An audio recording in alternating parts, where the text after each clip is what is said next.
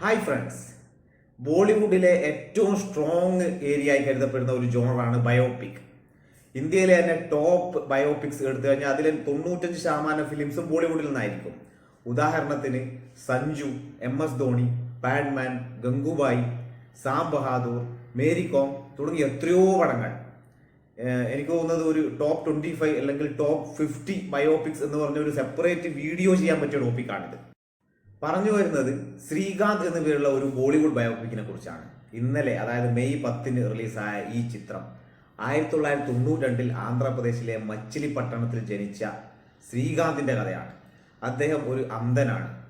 എങ്ങനെയാണ് അന്ധനായ ഈ യുവാവ് MIT, അമേരിക്കയിലെ MITയിൽ നിന്ന് ബിരുദം നേടുന്നതും തുടർന്ന് ബോളാൻഡ് ഇൻഡസ്ട്രീസ് എന്നുള്ള ഒരു സ്ഥാപനം തുടങ്ങി സക്സസ്ഫുൾ ആകുന്നത് എന്നുള്ളതാണ് ഈ സിനിമയുടെ മെയിൻ പ്ലോട്ട്. ഞാൻ മുമ്പ് പറഞ്ഞ കുറെ ബയോപിക്കുകളുടെ ആ ലെവലിലേക്ക് ഈ ചിത്രം എത്തിയോ ചോദിച്ചാൽ ഇല്ല എന്നാണ് എൻ്റെ ഉത്തരം. ആദ്യ പകുതി വളരെ നന്നായി പോയി. അന്ധനായ യുവാവിന്റെ കഷ്ടപ്പാടുകളൊക്കെ കൃത്യമായി പ്രേക്ഷകനുമായിട്ട് കണക്ട് ചെയ്യാൻ ചിത്രത്തിന് കഴിഞ്ഞു. പക്ഷെ രണ്ടാം പകുതിയിൽ കുറേ ബോറിംഗ് മൊമെന്റ്സ് ഉണ്ടായിരുന്നു. ഇതിപ്പോ അയാളുടെ സ്റ്റോറി ഇങ്ങനെയാണല്ലോ എന്ന് കരുതി സമാധാനിക്കാം.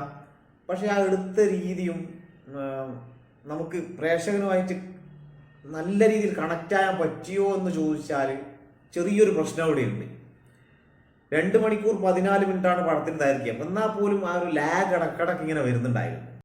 ഒരുപക്ഷെ ആവറേജ് അല്ലെങ്കിൽ ബിലോ ആവറേജിൽ ഒതുങ്ങിപ്പോകാൻ പറ്റുന്ന ചിത്രത്തെ അത്രയും ഉയർത്തി നിർത്തുന്നത് ഇതിലെ മെയിൻ ലീഡ് രാജ്കുമാർ റാവുവിന്റെ പെർഫോമൻസ് ആണ്.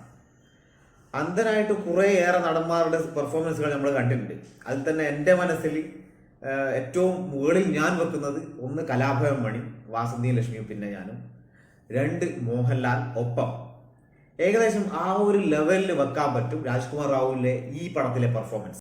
ഇതിപ്പോ 2024 മികച്ച പെർഫോമൻസുകളുടെ ലിസ്റ്റ് എടുത്താൽ നമുക്ക് ബ്രഹ്മയുഗത്തിലെ മമ്മൂട്ടിയെ കാണാൻ പറ്റും, ആടുജീവിതത്തിൽ പൃഥ്വിരാജിനെ കാണാൻ പറ്റും, ഇനി ഇറങ്ങാൻ പോകുന്ന തങ്ങളാനിലെ വിക്രത്തിനെ കാണാൻ പറ്റും.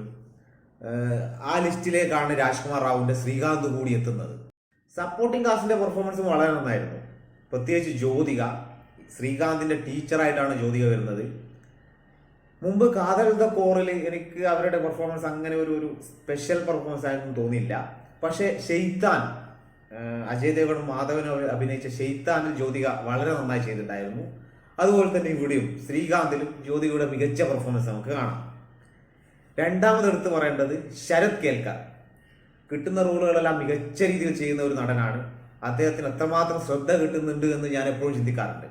ശരത് കേൽക്കർ ഇതിൽ ശ്രീകാന്തിന്റെ ബിസിനസ് പാർട്ണറാണ്. പിന്നെ ഇതിൽ നായികയായിട്ട് വരുന്നത് അലയ എഫ്, ശ്രീകാന്തിന്റെ ലവ് ഇൻട്രസ്റ്റ്. പ്രത്യേകിച്ച് ഒന്നും ചെയ്യാനുണ്ടായിരുന്നില്ല, ഒരു ഡീസന്റ് പെർഫോമൻസ്, അത്ര മാത്രമേ പറയാനുള്ളൂ.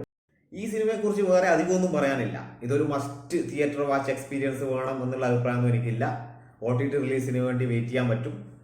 ഞാൻ ഈ സിനിമക്ക് കൊടുക്കുന്ന റേറ്റിംഗ് 3.5. അത് അത്രയും ഈ സിനിമ ഡിസർവ് ചെയ്യുന്നുണ്ടോ എന്ന് ചോദിച്ചാൽ ഇല്ല.